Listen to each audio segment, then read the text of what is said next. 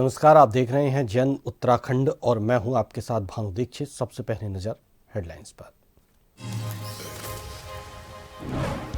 CM Dhami ने UP के बरेली में किया 29वें उत्तरायणी मेले का शुभारंभ। इसके बाद खटीमा को दी नवनिर्मित खेल स्टेडियम की सौगात। चकरपुर में किया लोकार्पण।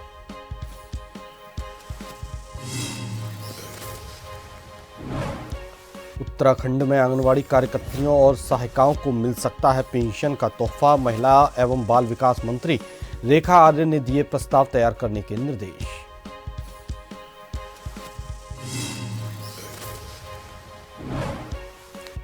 हाईकोर्ट के नवनियुक्त जज जस्टिस आशीष नैथानी ने ली शपथ। हाईकोर्ट के मुख्य न्यायाधीश ने दिलाई शपथ। 2 दिन पहले हुए थे आदेश जारी।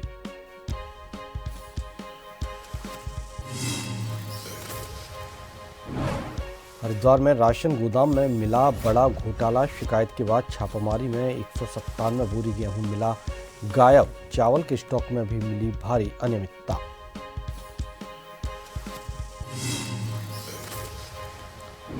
उत्तराखंड के वन क्षेत्रों में नहीं रुक रहे जंगली जानवरों के हमले। डोईवाला में हाथी ने ली दंपत्ति की जान तो रामनगर में बाघ ने किया युवक का शिकार। लोगों में बढ़ने लगा रोष।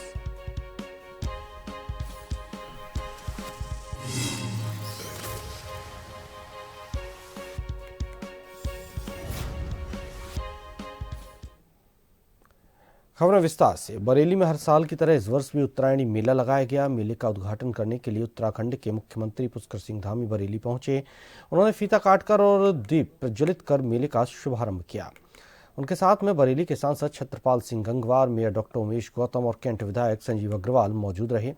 बता दें कि बरेली क्लब ग्राउंड पर हर साल उत्तरायणी मेला बड़ी ही धूमधाम से लगता है। सच में मैं पिछले सालों में भी कई बार मैंने प्रयास किया कि मैं आप सबके बीच में आकर जरूर इस मेले में प्रतिभाग करूं, इस आयोजन में आप सबके साथ सहभागी बनूं, लेकिन ऐसा अवसर बन नहीं पाया। और पिछली बार जब मैं बरेली आया था तो हमारे छत्रपाल जी के चुनाव में तो आप सब लोगों ने बड़ा आयोजन किया था और एक हमारी माताएं, बहनें, बच्चे, समाज के हमारे सब नौजवान बड़ी संख्या में एकत्र हुए थे। और उस दिन हमारे पंत जी वगैरह ने मुझे कहा कि आपको मेले में जरूर आना है इस वर्ष। और मैंने तब चूंकि बहुत जोर से वायदा तो नहीं किया था, लेकिन मैंने इनसे नहीं किया, लेकिन अपने आप से वायदा कर लिया था कि मैं जरूर आप सबके बीच में आऊंगा। और आज मैं आप सबको जिस प्रकार से आपकी प्रसन्नता देख रहा हूं, आप सबके अंदर ऊर्जा देख रहा हूं, सच में मुझे बहुत खुशी हो रही है। ऊधम सिंह नगर के सीमांत खटीमा में आज वन चेतना स्पोर्ट्स स्टेडियम चकरपुर का शुभारंभ किया गया, जिसमें बतौर मुख्य अतिथि मुख्यमंत्री पुष्कर सिंह धामी ने शिरकत की। वहीं इस कार्यक्रम की अध्यक्षता स्थानीय विधायक भुवन कापड़ी द्वारा की गई। इस स्टेडियम को लगभग 70 करोड़ की लागत से बनाया गया है। 28 जनवरी से लेकर 14 फरवरी तक उत्तराखंड में होने वाले 38वें राष्ट्रीय खेल से एक राष्ट्रीय खेल मलखम्ब चकरपुर स्टेडियम में होना सुनिश्चित हुआ है, जिसमें लगभग पूरे देश से 10,000 राष्ट्रीय खिलाड़ी प्रतिभाग करेंगे, जो कि 10 फरवरी 2025 को प्रारंभ होना है। तो वहीं मुख्यमंत्री पुष्कर सिंह धामी ने कहा कि ये मेरा एक ड्रीम प्रोजेक्ट है।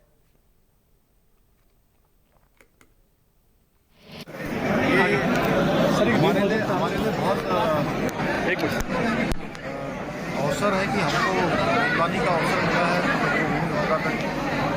हम पूरी तरह से तैयार हैं। हमारी तैयारियां अंतिम चरण पर हैं और 28 तारीख आने से पहले ही सब कुछ तैयारियां पूरी हो जाएंगी। 28 तारीख ये प्रतियोगिता प्रारंभ होगी और इस प्रतियोगिता के आयोजन से हमारे प्रदेश के खिलाड़ियों को एक प्रोत्साहन होगा। पूरे प्रदेशवासियों के लिए एक बड़ा अवसर होगा कि हम देश के 10,000 से भी ज़्यादा खिलाड़ियों का अपने देवभूमि में स्वागत करेंगे। कार्यरत हजारों आंगनवाड़ी कार्यकर्तियों और सहायिकाओं को पेंशन का तोहफा मिल सकता है। सरकार आंगनवाड़ी कार्यकर्तियों सहायिकाओं को रिटायरमेंट के बाद पेंशन देने की तैयारी कर रही है। महिला सशक्तिकरण और बाल विकास मंत्री रेखा आर्या ने एक उच्च स्तरीय बैठक में अधिकारियों को जल्द से जल्द इसका प्रस्ताव तैयार करने के निर्देश दिए हैं।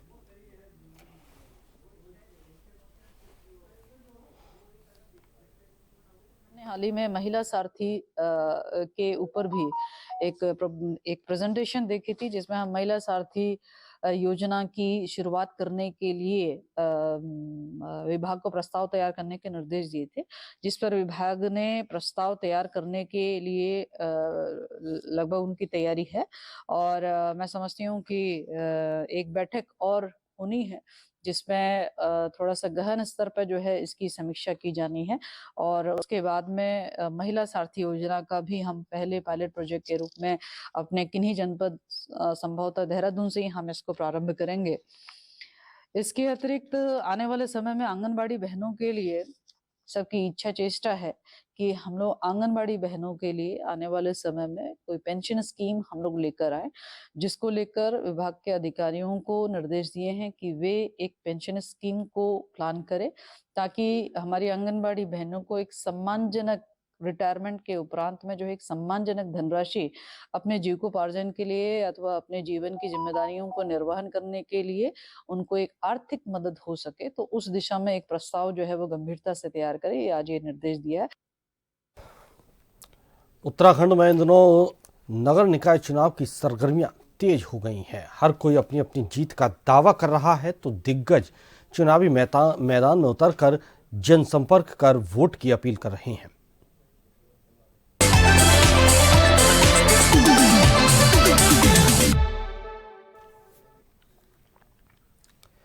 टनकपुर से कांग्रेस प्रत्याशी हेमा वर्मा प्रचार में जुटी हैं और लोगों से वोट की अपील कर रही हैं। कांग्रेस की पूर्व जिलाध्यक्ष और पूर्व विधानसभा प्रत्याशी निर्मला गहतोड़ी ने भी टनकपुर पहुंचकर मतदाताओं से वोट की अपील की और कांग्रेस की जीत का दावा किया।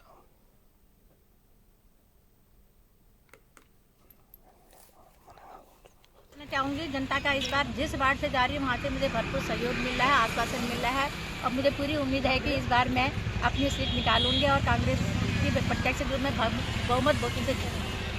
देखिए, पूरे नगर क्षेत्र में जब हम अपनी प्रत्याशी को लेकर चल रहे हैं या लोगों से बीच में बात कर रहे हैं, तो इसमें दो चार बातें सुनने में आ रही हैं। एक तो निवर्तमान चेयरमैन साहब हैं, उनके खिलाफ एंटी इनकम्बेंसी है और भारतीय जनता पार्टी की प्रदेश की सरकार से, केंद्र की सरकार से, महंगाई से, इन सब मुद्दों से भी सरकार जनता काफ़ी परेशान है। सरकार से काफ़ी नाराज़गी लोगों के मन में है और वो एक परिवर्तन करना चाहते हैं। लोगों का कहना है कि हेमा दीदी जो हमारी प्रत्याशी हैं, लंबे समय से इनने शिक्षा विभाग में अपनी सेवाएं दी हैं, शिक्षित महिला हैं और जागरूक महिला हैं, तो लोग ये चाहते हैं कि इनके हाथों में हम नगर की सरकार बनाने का मौका दें और जिससे कि हमारे नगर क्षेत्र का जो विकास हो वो बहुत अच्छा विकास हो। साफ़ सफाई, पथ प्रकाश व्यवस्था है।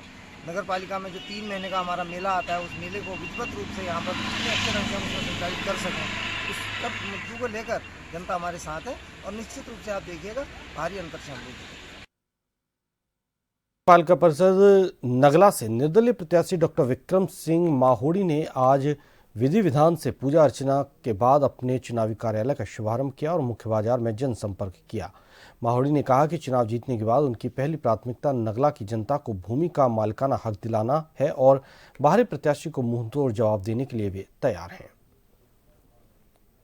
हम यहाँ पर जो नगर पालिका के चुनाव में हम आए हैं, जैसा कि यहाँ पर हम सभी को पहले से पता था कि यहाँ पर हमारे ऊपर एक बाहरी प्रत्याशी को थोपने का प्रयास किया जा रहा था, इसीलिए यहाँ पर यहाँ के लोकल लोगों के द्वारा, यहाँ की जनता के समर्थन से हम यहाँ पर खड़े हैं और यहाँ के जो लोगों के लोकल मुद्दे हैं, चाहे वो उनके सबसे पहले उनके मालिकाना हक का मुद्दा है, उसके अलावा बिजली का, पानी का, उनकी पेंशन का, लोन का, इस प्रकार के जो मुद्दे हैं, विकास के मुद्दे, इन सब मुद्दों को लेकर हम जनता के बीच में जा रहे हैं और हमको भारी समर्थन यहाँ पर मिल रहा है। पहली प्राथमिकता नगला के लोगों का जो मालिकाना हक है उनकी भूमि को, तो हम उनके मालिकाना हक को सुनिश्चित करने का काम करेंगे। उनको या तो पट्टे मिले या फिर कोई अन्य इस प्रकार का कोई स्थायी समाधान हो सके, ताकि नगला के लोगों को उनका मालिकाना हक मिल सके और उनके जो सर पर छत का संकट है पिछले 3 या 4 दशक से, उसको दूर किया जा सके। ये हमारी पहली प्राथमिकता होगी। हल्द्वानी में चुनाव की तारीख नजदीक आते ही सभी पार्टियों के स्टार प्रचारक अपने अपने प्रत्याशियों को जिताने के लिए आ रहे हैं। वहीं जिसके चलते कांग्रेस के प्रदेश अध्यक्ष करण माहरा ने ललित जोशी के समर्थन में लोगों से जनसंपर्क किया और पत्रकारों से वार्ता करते हुए प्रदेश अध्यक्ष माहरा ने कहा कि भारतीय जनता पार्टी इतनी डर गई है कि उन्होंने यूपी के मुख्यमंत्री योगी आदित्यनाथ को बुलाया है, लेकिन योगी जी के आने के बाद भी ललित जोशी पर कोई फर्क नहीं पड़ेगा।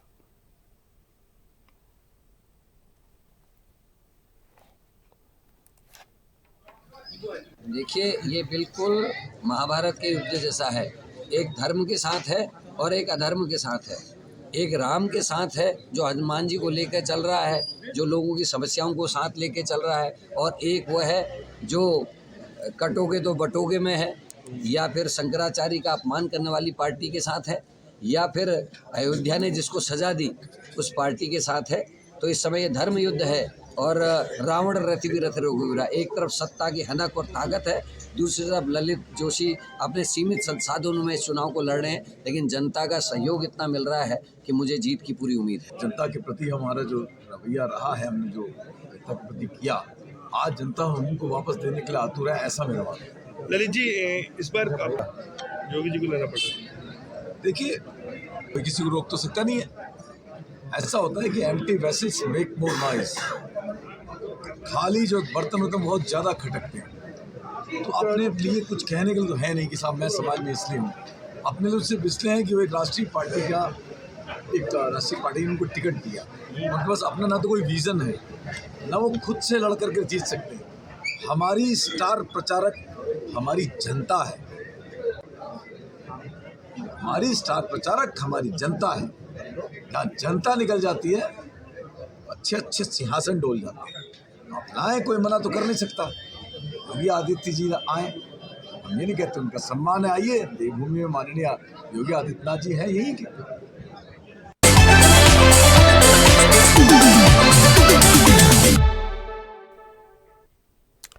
फिलहाल यहाँ रुकेंगे एक छोटे से ब्रेक के लिए।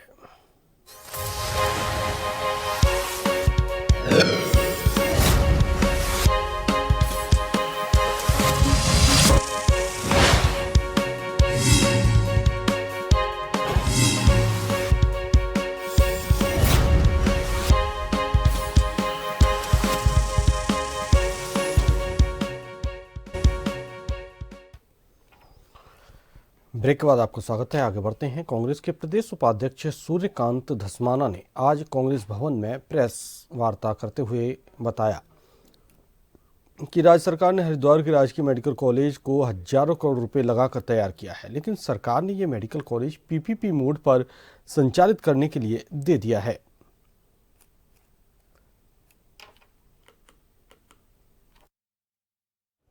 स्वास्थ्य मंत्री का तो यहाँ पर काम है झूला लटका करके पूरे देश में जहाँ भी चुनाव हो रहा है वहाँ बीजेपी के लिए वोट मांगना। वो उनको ना स्वास्थ्य से मतलब है ना शिक्षा से मतलब है। और राज्य के दो सबसे महत्वपूर्ण विभाग उन्हीं के जिम्मे है, शिक्षा भी और स्वास्थ्य भी। अब पूरे साल भर जो मंत्री झूला लटका करके अपने चुनाव प्रचार में लगा रहेगा, वो क्या तो स्वास्थ्य देखेगा, क्या शिक्षा देखेगा। हरिद्वार जैसे जनपद में अगर राजकीय जो मेडिकल कॉलेज है उसको अगर पीपीपी मोड में देना पड़ रहा है, तो आप पूरे राज्य के सेहत की आप कल्पना कर सकते हैं कि कैसी होगी। कि हरिद्वार का मेडिकल कॉलेज जो सरकारी मेडिकल कॉलेज है वो सरकार ने पीपीपी मोड में दे दिया। आप कल्पना कर सकते हैं कांग्रेस पार्टी सड़क से लेकर सदन तक इसका विरोध करेगी। हम विधानसभा में भी सवाल को उठाएंगे, हम कोर्ट जाना पड़ेगा तो कोर्ट में भी जाएंगे, लेकिन राज्य के जो हालात हैं उस हालात में हम कॉम्प्रोमाइज नहीं कर सकते। क्या दिक्कत है उसमें भाई? अस्पताल चलना चाहिए, मरीजों को राहत मिलनी चाहिए, क्षेत्रीय जनता को सुविधा मिलनी चाहिए।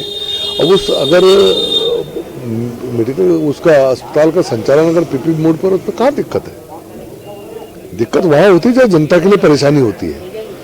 पीपीपी मोड पर देने में जनता को क्या परेशानी है? जनता को तो सुविधा मिलने जा रही है। देखिए, सरकार जितनी लायबिलिटीज कम ओढ़े, जितना जनता की भागीदारी उसमें सुनिश्चित करे, वो बेहतर है, वो बेहतर मॉडल होता है। अब बीओटी मोड पे सड़कें बन रही है पूरे देश के अंदर, तो क्या वो भी सरकार को करना चाहिए? तो ऐसा नहीं है। तमाम हमारे प्रोजेक्ट्स हैं जो पीपीपी मोड पे चलते हैं, तो उसमें कोई शिकायत नहीं होती है। तो अगर एक मेडिकल कॉलेज चला उसमें कहाँ दिक्कत आ रही है?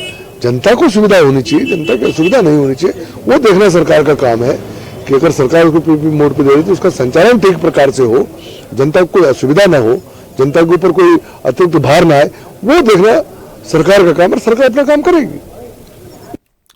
हाईकोर्ट के नवनियुक्त जज जस्टिस आशीष नैथानी ने शपथ ली। उन्होंने हाईकोर्ट के मुख्य न्यायाधीश नरेंद्र की ओर से शपथ दिलाई गई। उत्तराखंड हाईकोर्ट का जज नियुक्त करने का आदेश 2 दिन पूर्व केंद्रीय विधि एवं न्याय मंत्रालय की ओर से राष्ट्रपति की मंजूरी के बाद जारी किया गया था।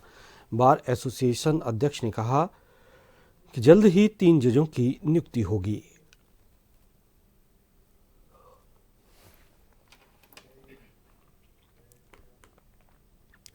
लंबे समय से गैर हाजिर चल रहे चिकित्सकों के खिलाफ शासन स्तर पर कार्रवाई शुरू होने जा रही है, जिससे चिकित्सकों में हड़कंप मच गया है। उधम सिंह नगर जनपद में पिछले लंबे समय से गैर हाजिर चल रहे 7 चिकित्सकों के खिलाफ जल्द ही बर्खास्तगी की कार्रवाई हो सकती है।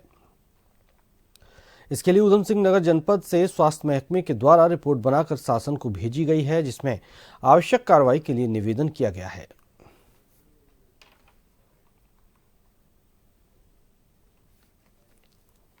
अनुपस्थित चल रहे थे बिना अनुमति के, उनकी सूचना जो है शासन को उपलब्ध कराई गई थी, जिसके क्रम में एक डॉक्टर को पुनः जो है नियुक्ति की अनुमति शासन द्वारा दी गई है और डॉक्टर साहब के द्वारा खटीमा में ज्वाइन भी कर लिया गया है।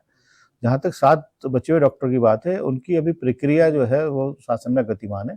इस संबंध में कोई हमें पत्र अभी प्राप्त नहीं हुआ है कि उनको बर्खास्त किया जा रहा है कि क्या आगे कार्रवाई की जा रही है। ये संज्ञान में है कि अभी कार्रवाई इसमें गतिमान है। यहाँ से अपने स्तर से कर दिया आपने?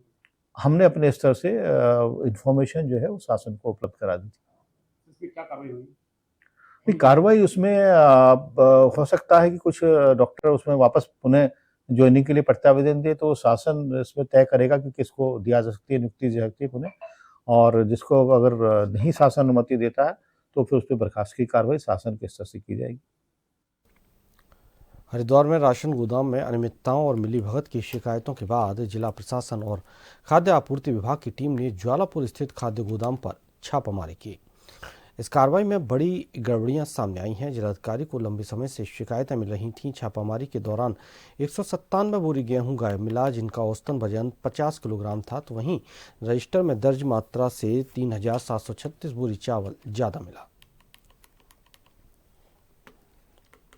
मुझे गोपनीय सूचना मिली थी कि जो हमारा गोदाम है मखनरे का, इस गोदाम पे जो सामग्री है वो रेगुलेशन के अनुरूप नहीं है, तो उसी की जांच के लिए मैंने भेजा था। डिप्टी कलेक्टर मनीष कुमार सिंह उनको भेजा था, सिटी मजिस्ट्रेट किशन चौहान उनको भेजा था और डीएसओ को भेजा था। तो इन लोगों ने वहाँ पे जांच की है और पूरे स्टॉक का मिलान किया है। तो मिलान में गड़बड़ी पाई गई है, सामग्री पूरी नहीं पाई गई है। तो इसके लिए हम लोग जो है फूड कमिश्नर को और सचिव महोदय को रिपोर्ट भेज रहे हैं।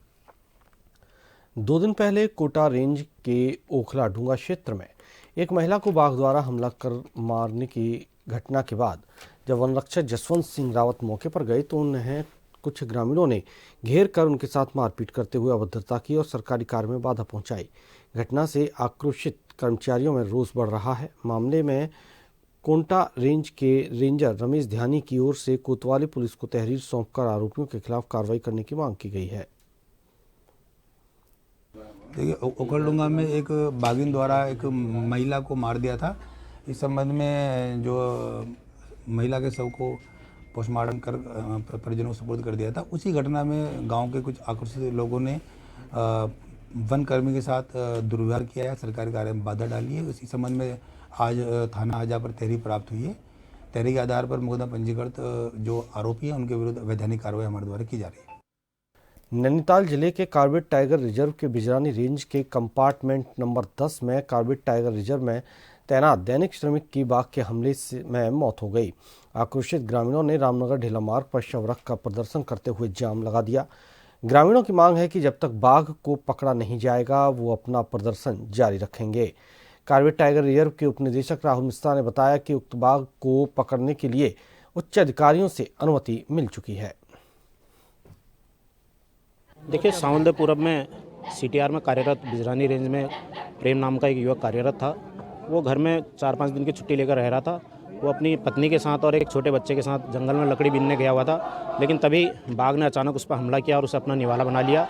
और निश्चित रूप से आप लोग देख रहे होंगे कि लगभग 2-3 माह के अंदर आपने ढिकली के अंदर देखा, सुंदरखाल के अंदर देखा और आज सांवलदे में पुनः बाघ ने 3 लोगों को 2 महीने के अंदर अपना निवाला बना लिया, जिसकी रोकथाम के लिए शासन प्रशासन बिल्कुल नाकाम है, सीटीआर प्रशासन बिल्कुल नाकाम है।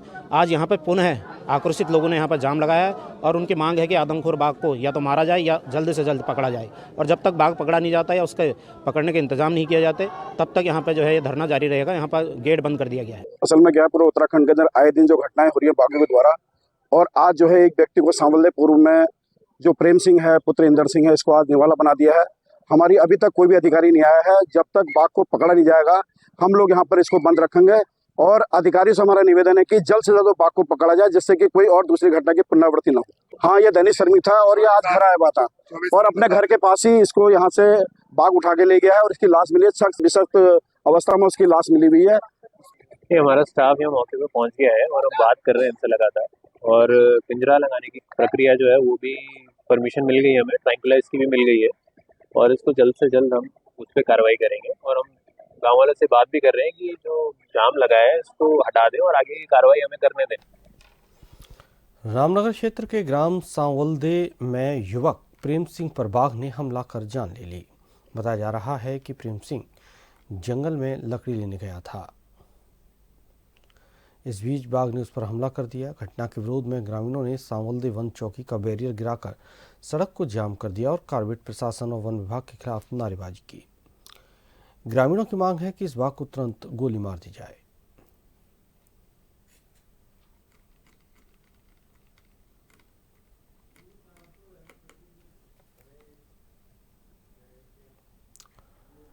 डोईवाला में जंगल में घास लेने गए पति पत्नी को हाथी ने पटक पटक कर मार डाला।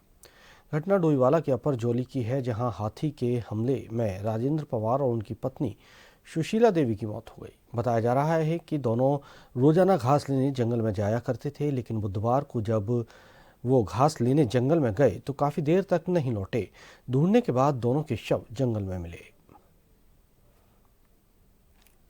गांव के ग्रामीण लोग परिवेश में हम लोग रहते हैं। आदेश भाई का परिवार भी ग्रामीण परिवेश में रहता है और परिवार पूरा जंगल के ऊपर थोड़ा ज़्यादा निर्भर हैं गांव के लोग, क्योंकि चारा पत्ती गायें पशु भेड़ बकरियां जो भी रखी हैं लोगों ने, उसके लिए चारा पत्ती शुरू से ही प्राचीन काल से जंगलों से ही लाते हैं।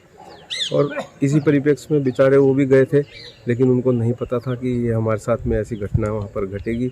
तो इसके लिए वैसे मैं यही कहूँगा कि इस दुखद घटना में हमारे भाई आदेश पवार जी को दुख सहने की परमात्मा शक्ति दे। और गांव वालों से भी अनुरोध करूंगा कि ज़्यादा से ज़्यादा कोशिश हमेशा यही करें कि ज़्यादा लोगों के ग्रुप में झुंड बनाकर जंगल में यदि चारा पत्ती के लिए जाना है तो जाएं, नहीं तो ये घटनाएं रोक पाना बड़ा मुश्किल होगा, क्योंकि जंगली जानवर भी अपने बचाव में ऐसे काम करते हैं डर के मारे। तो ये दुखद घटना है बहुत ज़्यादा, इसमें किसी को हम दोषारोपण नहीं कर सकते। हरिद्वार के रोशनाबाद में वंदना कटारिया स्टेडियम में चल रही 50वीं राष्ट्रीय जूनियर कबड्डी चैंपियनशिप का दूसरे दिन खेल प्रेमियों के लिए रोमांच से भरा रहा। उत्तराखंड कबड्डी एसोसिएशन के अध्यक्ष महेश जोशी ने बताया कि इस बार चैंपियनशिप में देश भर से 60 टीमें हिस्सा ले रही हैं। इन टीमों में बालक और बालिका वर्ग के खिलाड़ी शामिल हैं जो अपने कौशल और दमखम का प्रदर्शन कर रही हैं। राष्ट्रीय जूनियर कबड्डी चैंपियनशिप है। ये 4 दिनों का आयोजन है। 8 तारीख से लेकर 11 तारीख तक यह आयोजन रोशनाबाद स्टेडियम में हो रहा है। इसमें विभिन्न राज्यों की 28 बालक वर्ग में और 28 बालिका वर्ग में टीमें प्रतिभाग कर रही हैं। खिलाड़ियों को प्रोत्साहित किया गया है और आने वाले 28 जनवरी से राष्ट्रीय खेल हैं 38वें, उसके लिए एक माहौल बनाने का प्रयास किया गया है। ये तो उत्तराखंड में जरूर लाभ होगा। हम पिछले 4 साल में 3 नेशनल करा चुके हैं। हमारी अच्छी व्यवस्था के कारण फेडरेशन हमारे को समय समय पर ये प्रतियोगिताएं देती रहती है। जहाँ पर कहीं जिस स्थिति में कोई स्टेट नहीं कराता, उत्तराखंड कबड्डी एसोसिएशन उस समय इस प्रतियोगिता को तैयार रहता है कराने के लिए। यहाँ पर हरिद्वार का वातावरण अच्छा है, लोगों की रहने की सुविधा अच्छी, खाना अच्छा है, इस कारण से सभी लोगों की रुचि रहती है और हम लोगों पर काफ़ी दबाव रहता है कि एक नेशनल प्रतिवर्ष उत्तराखंड में कराया जाए। औली में आयोजित होने वाले 29 जनवरी से नेशनल विंटर गेम्स और जम्मू कश्मीर में आयोजित होने वाले खेलो इंडिया के तहत अल्पाइन एवं स्नोबोर्ड टीम का चयन औली में हो गया है। टीम चयन के बाद खिलाड़ी औली की स्कीइंग ढलानों पर अपनी प्रैक्टिस भी शुरू कर दी है।